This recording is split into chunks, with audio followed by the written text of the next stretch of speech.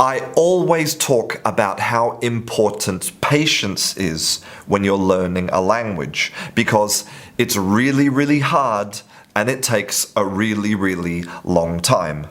And recently I spoke to someone who understands that better than anybody, cognitive scientist Josh Hartshorne. In this interview, we talk about the critical period, language acquisition, and the importance of immersion. I hope you enjoy it. Josh Hartshorne, thank you very much for your time today. Sure. For people who don't know you and your work, could you just introduce yourself and talk a little bit about who you are and what you do? Yeah, I'm a professor of cognitive science in the psychology department at Boston College in Boston. And I work on language acquisition, pretty much anything involved in language acquisition. But a lot of my work lately has been focused on critical periods. So trying to understand why it gets harder to learn a language as you get older. Yes, and actually that is the reason why we started talking via email, because of your paper that you co-authored with Joshua Tenenbaum and Steven Pinker, and discovered some really interesting things about how long it takes to learn a language, and also about the critical period. And so based on that, I've been telling students that it's probably going to take them about 30 years to achieve their kind of peak fluency. Do you think that's fair? Do you think that's a fair thing to say?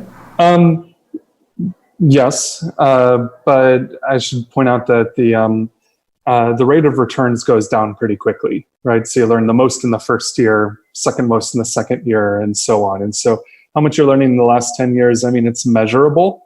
But if your goal mostly is to get around, it's not going to make a big difference. If your goal is to be able to sort of like read literature in the original, that's where you're really you need that extra time. Yeah, well, actually, I've personally found that by telling people that they're going to be fluent in 30 years instead of, say, 3 months, for example, it actually empowers them, because I think it takes off the pressure to kind of advance really quickly, Mm-hmm.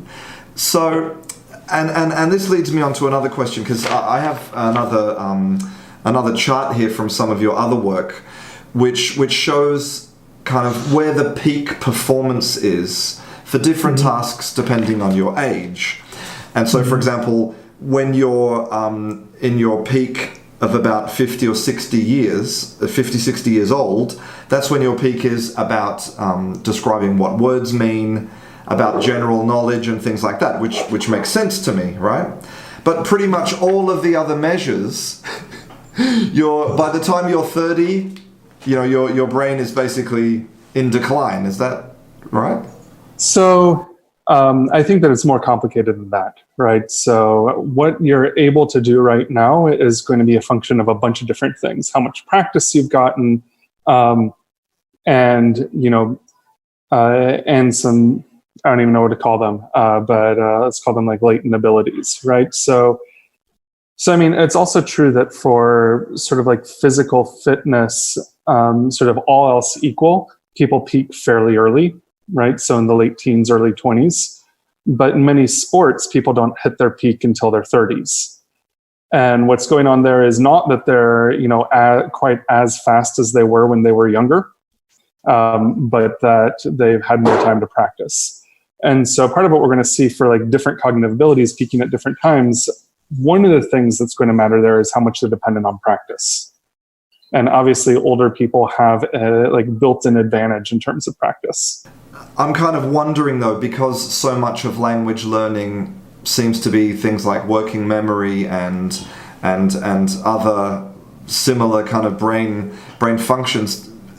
Well, it leads me to the question that I'm kind of afraid to ask you, which is about the critical period hypothesis, and about critical periods, because a lot of learners that I deal with, and a lot of learners in the world in general of English as a second language, they're adults. A lot of them have this idea in their mind that because they're adults, their ability to learn a language is kind of over. They missed the boat.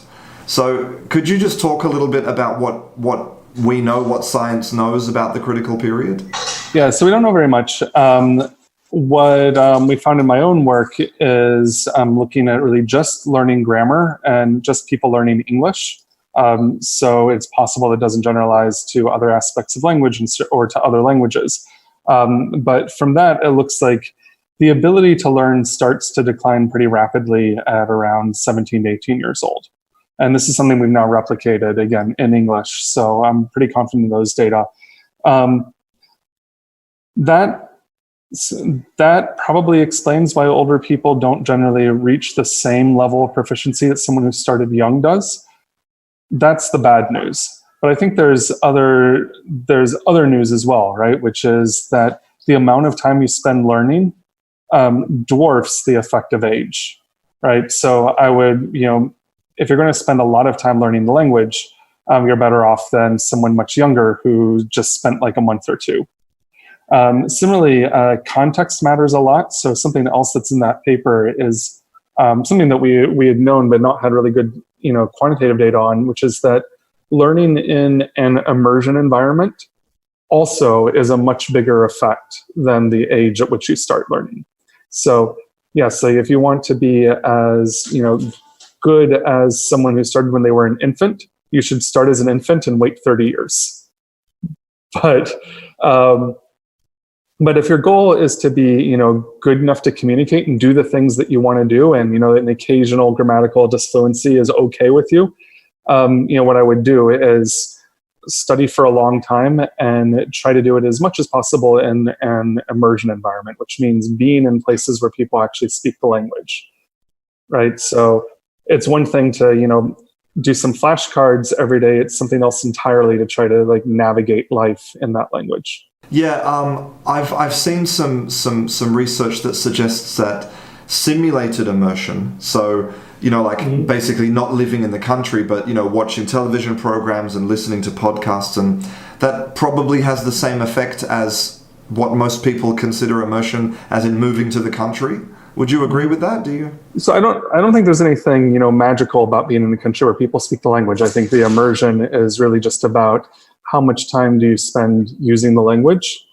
And I would really, so here I don't have data, but I would advocate not just passive, exposure to the language. So watching shows, listening to podcasts, but also the expressive, because there really is a difference between listening and speaking.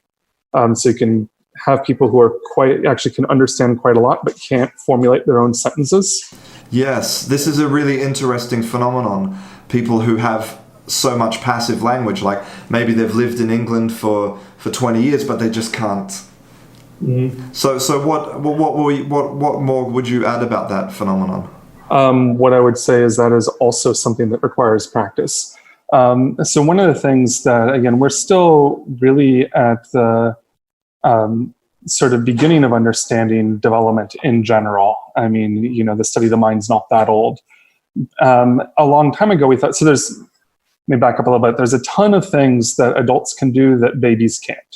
And we used to think that's because babies just simply lacked the ability, right? So they, don't understand, they can't make predictions about what other people are going to do because they just don't have the ability, or they can't do math because they just don't have the ability. And it's sort of in the same way babies generally don't have a lot of hair. You just have to wait for it to grow in. It turns out that babies actually can, in principle, do a lot of what adults do at very young ages.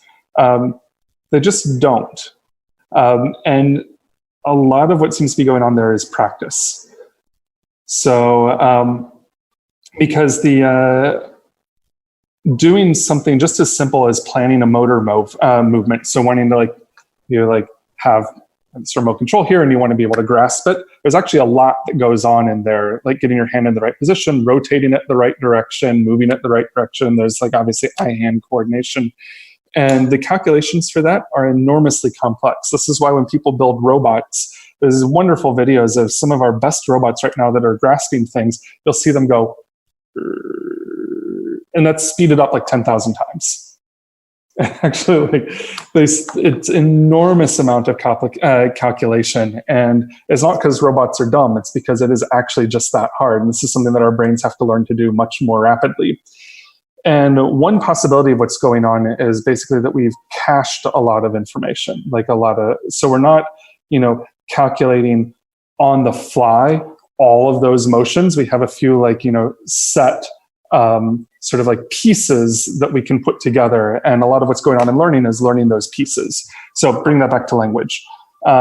So if you have to formulate a sentence completely from scratch every time, that actually is just, we know from the math, really, really hard. It is a lot of calculation. And it is possible that just our, brains are really, really good at doing those calculations. The other possibility is actually you're not building sentences from scratch most of the time. A lot of the sentences you're using are actually sentences you've said before and stored as a whole. Even when you're saying new sentences, you may not be, putting that sentence together, morpheme by morpheme. You have chunks, right? So like several words that are going to go together. And that's what speeds things up. And the only way to have those chunks around is to practice a lot. Well, I read very recently Ben Ambridge's paper about exemplar theory, and he sort of says that babies, they just basically store everything, and then they use all this stored information to just sort of produce similar kind of sentences. Is that's sort of what you're talking about, maybe? So his version is you store everything that you hear and everything that you've said as a whole. Whereas what I'm talking about is more extracting like common patterns. So you're not necessarily remembering everything. You remember that you very often say, for instance, the phrase, "you remember." I have said a bunch of times in the course of this, conversation. And, maybe, coming in, or certainly by this point, I've said it so much that my brain is just like, I'm probably going to need to say "you remember" again. So let me just plan those motor movements, plan those linguistic calculations, and just have them there sort of to take off the shelf and use them as I need them. So you can think about this a little bit like refrigerator poetry, where you have these, have you seen that? These little magnets with words or phrases that you can rearrange on so you imagine that what you've got is certainly, all the individual words and morphemes. You can create a new sentence when you need to, but you also have all these, chunks that you can use again. And a lot of really obvious things are like idioms, right? So, kick the bucket, or, heart on my sleeve, almost all these things, not kick the bucket, I don't think, but most of them come from Shakespeare. And we're used to thinking of those as idioms, and that you have to store those kind of as chunks because the individual pieces don't make sense on their own. But there's no reason that you can't also be storing just simple things like phrases like "go to the store." And does that sort of explain maybe, I have a 5-year-old son, and as you know, a lot of children when they're learning to speak and they want to speak in the past tense, they don't use the irregular past tense verbs. They'll use a verb and just put ed on the end, I goed to the shop. Are they learning a rule where do they know that if they want to talk in the past, they need ed? Is that? So they do need to learn that rule, but part of the reason that kids probably fail at using it is that actually doing the calculations for using the rule in real time is hard. So even though it is a rule to add ed, they may both need to learn the rule, but also for a lot of the words that, words that they use a lot, also just store that entire phrase, like walked. So one thing that kids have difficulty with is understanding pronouns, for instance. Well, we can actually show that by 18 months old, kids actually can, in principle, interpret a lot of pronouns using some of the same rules that adults do. The problem is that it takes them about 4 seconds to do it. And by that point, the conversation has moved on, right? So again, going back to this idea that there's, kids can do a lot, but the problem is that they're too slow. And what a lot of what a development is, or, learning is learning ways of being faster at doing these hard things. And I know it's weird for me to call them hard because most people are probably thinking, well, what's hard about pronouns? It turns out pronouns are really, really complicated. It's just that most of the things that are really easy for us are exactly those things that are complicated, because they're the things that sort of like our brains were built to do. Yeah, it's funny. I mean, I saw some of the examples on, well, in some of your work about, how subject and object pronouns, like you're not sure what they're referring to, and a lot of the problem is actually ambiguity, right? Like, and somehow humans solve this ambiguity problem based on all of the prior knowledge that they have accumulated.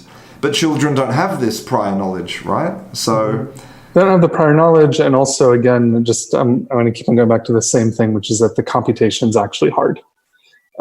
So if you saw my work on pronouns, well, I guess we don't have any of this published yet, but we have a computational model that, at least in a very like small world that doesn't have very many words and doesn't have very many things to talk about, we can actually get human-like performance on pronoun interpretation, which is really impressive, because sort of like the state-of-the-art language systems, like the way they handle pronouns is to just not try.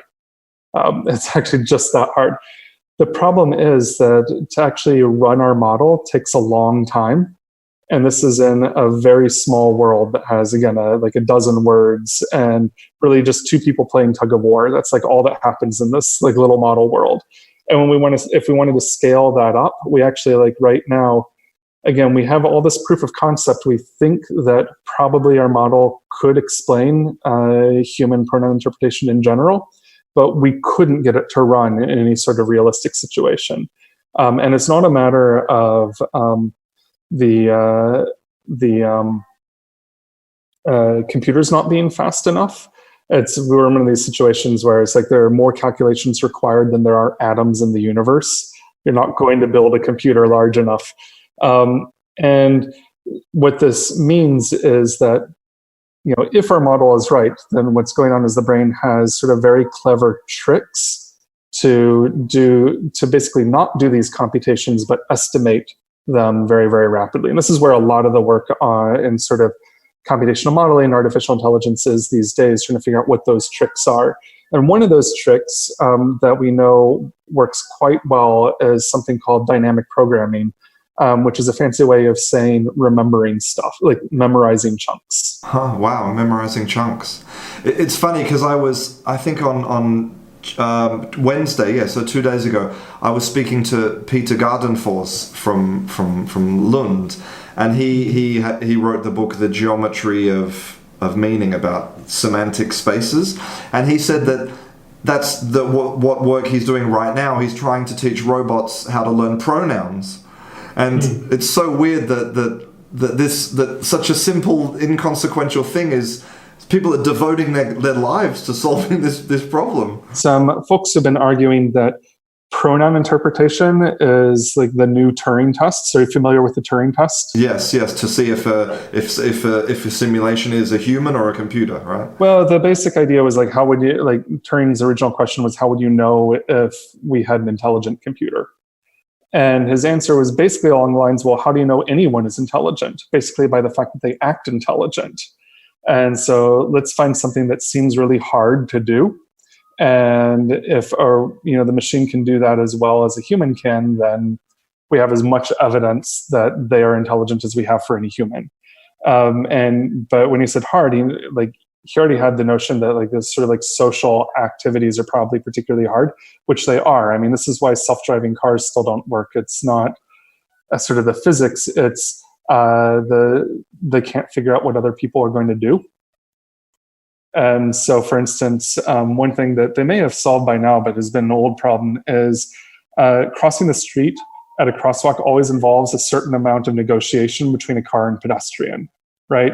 Pedestrian starts going, and if they don't have a death wish, though, they're keeping track of whether like the oncoming car traffic slows down or not. And if it doesn't, they may back off. But conversely, the car may not try to slow down until the driver is confident that the person's actually going to cross the street, right? So there's this negotiation back and forth, and the self-driving cars get really confused by this because they can't do that like that social interaction. So they see the person starting to like slow down a little bit, which, people will do to see whether or not the car is slowing down. And they're like, oh, the person's stopping, and like gun on the gas. So they like literally try to run people down. It's just they've got like the wrong intuitions. So anyway, so Turing's test was like a social parlor game.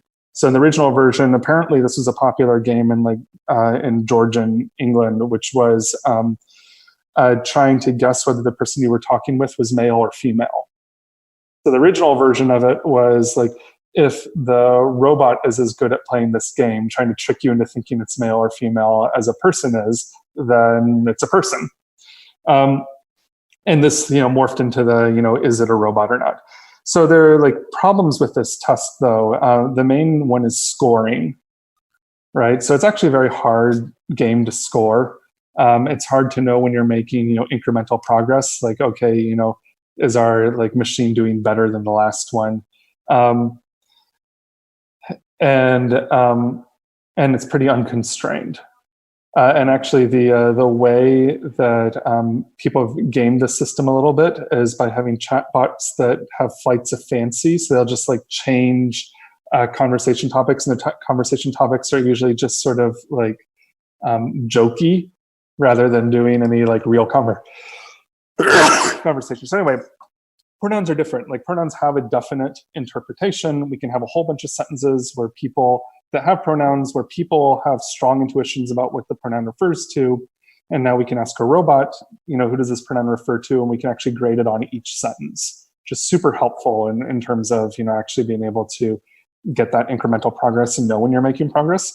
But it also seems to take in like everything, right? So obviously all of language comes into play. Like if you can't use language, you can't do this. But also, as far as we can tell, everything about the world, right? So to give like from my like tug of war example, say like Albert beat Bartholomew at tug of war because he is strong. Who's strong, Albert or Bartholomew? Well, Albert. Albert lost to Bartholomew because he is strong. No, Bartholomew is strong, right? So like apparently knowing something about who wins at tug of war and how that relates to strength is important for interpreting these pronouns. But I can totally flip this around by giving you this like weird scenario in which the god of weaklings, apparently there is one, there's a god of weaklings who's really tired of strong people always winning at tug of war and just decides to intervene on every future game of tug of war to make the weaker person win. And so now if you have Albert beat Bartholomew at tug of war because he is strong, now Bartholomew must be strong because if Bartholomew must be stronger than Albert because otherwise the god would have intervened to flip who won. So it requires all this kind of external knowledge, which, I can imagine how computers would have a lot of problems with that. Yeah, and so this is why the pronouns there's a lot of people right now who are particularly interested in pronouns because of this idea that basically it's as like a question for scientists to work on, something that really like involves everything. And so it's both, if you could solve it, you would solve AI. But also it means that it's a place where we can try to put together our different theories of different things and see how well they play together. So this is part of my work on this, has been taking some models of common sense reasoning that colleagues of mine have been working on and trying to hook it up to models of language that I've been working on to see, like, do they play well together? In combination, can they solve this problem? And for conversations about, or actually for single sentences about two people playing tug of war, yes, these models put together work very well. Whether it scales up, again, right now we can't even find out because the calculations are too hard. Because it seems to me that so far I'm getting a kind of a sense from you that a lot of the way that we possibly learn languages is about storing things in chunks. And I'm wondering, because a lot of people sort of ask the question, like, should adults try to learn a language the way that a child does? Should we try to kind of copy that in terms of, you don't really study, you just sort of immerse yourself, you throw yourself into conversations and you just sort of build yourself up like that? Or I mean, based on all the work that you've done, what do you think would be kind of the best basis for going about, as an adult, going about learning a language? Do you have any ideas about that?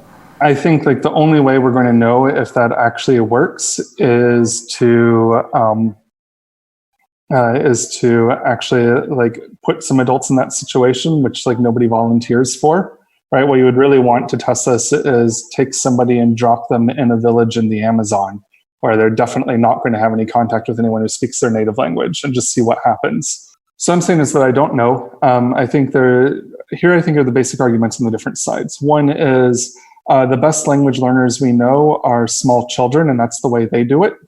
So it seems like a good idea. That's basically the evidence in favor. The evidence against are a few things. One, we are not small children, and just because something works for them doesn't mean that it's going to work for us. Second, we do know in the long run, small children will learn more than adults, but in the short run, that's not the case. So when they followed, for instance, immigrants over, say, the first year of learning a language, the adults learn more than the kids do. Actually, the older adolescents learn the most, but like the little kids don't learn very much. And we've known this actually for a long time. If you bring, back in the 60s and 70s, scientists thought, oh, well, we can crack this like critical period thing. We're going to bring kids and adults in the laboratory, teach them a little bit of a foreign language, see what the kids are doing better. And the answer is nothing. Adults always do better in these studies. Anything you try to teach them, the adult always does better. Why? Presumably because we're using a lot of, learned strategies. And we've learned a lot about learning, and we've gotten good at it. And so we can do it much more quickly, at least in the short term. Why this doesn't translate into those long-term benefits, I think is still an open question. So I think when people who are going with the, you should do it like a baby argument, what they're saying is, well, in the short term, you're not going to learn anywhere near as much as the people who are going to class and using flashcards. But I bet if you wait long enough, it will pay off. And when I say like nobody has tried this, part of it is that I think like nobody has the patience to be like, I'm going to do this thing that I know is not working for me, and see how far it, like on the theory that eventually if I wait 10 years, it'll help. And I think that's the other thing that you can have, even if it were true, that in the long run you would be better off this way, you would want to take into account like that you are a person with motivations, and you might want to be able to communicate sooner.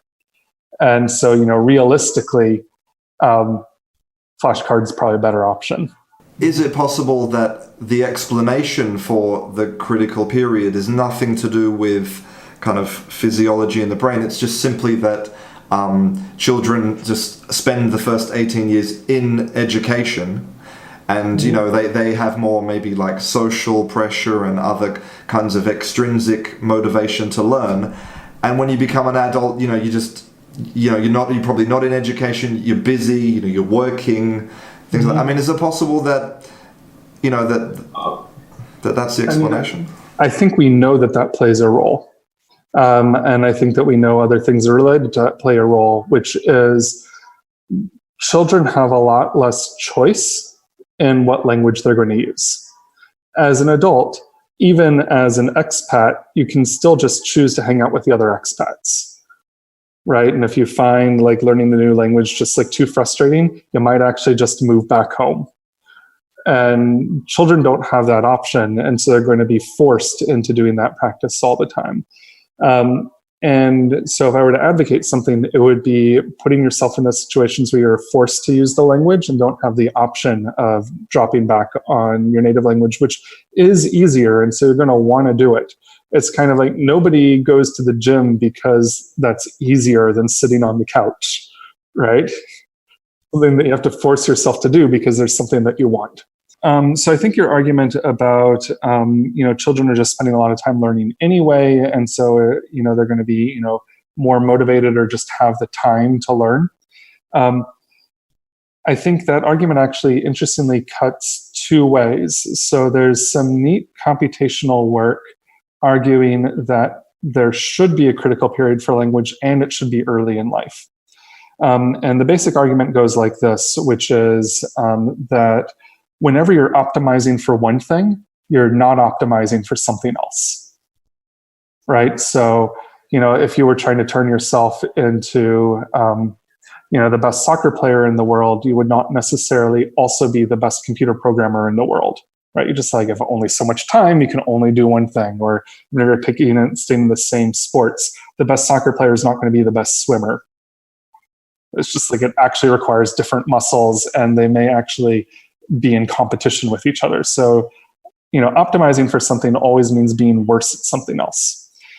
So given that learning language is very important, if you're going to be like optimized for learning language, then you're probably not optimized for other things that may also be important for survival. So given that, you would expect evolution to result in a system where you have basically a critical period, a period in which like you're optimized for language learning, and then another portion of your life in which you're optimized for something else. Now, given that, when should you be optimized for language learning? Well, obviously early in life, because it would be stupid to be optimized for language learning in your 60s. A little late, it's not going to do you as much good at that point. And when you ask, like, well, what could you be optimized for? Well, there are a number of reasons to suppose that that being optimized for learning is actually going to also result. Basically, if you're better at learning, you're probably also better at forgetting. Right? Basically, like, if your brain can change more easily, then it can also change in ways that result in you losing what's in there. And given that, you might want to, at a certain point, be like, okay, I have got my language and I want to keep it. So I'm going to stop, being as good at learning new languages in order to not forget the language that I already have.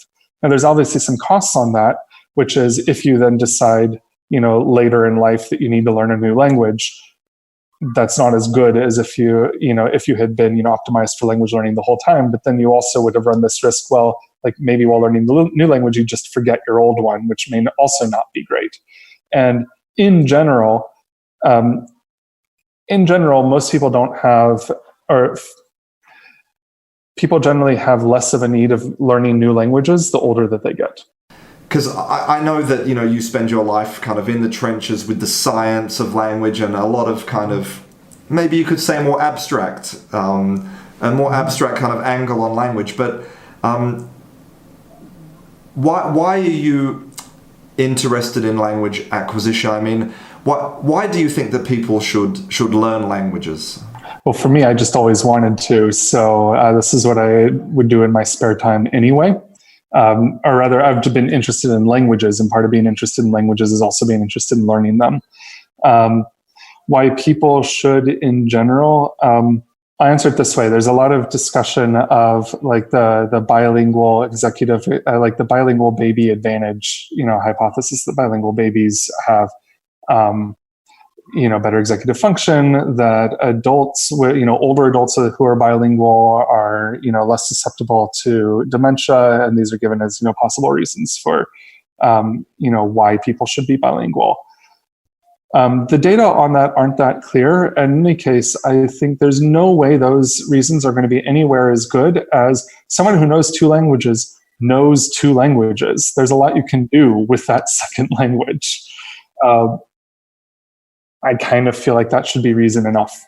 Just the practical side, just the real benefits, like tangible benefits, rather than some kind of abstract, like, maybe it will, offset dementia by 5 years, but, Or it won't. We don't know. Well, this has been super enlightening, and I really thank you for your time, and I hope that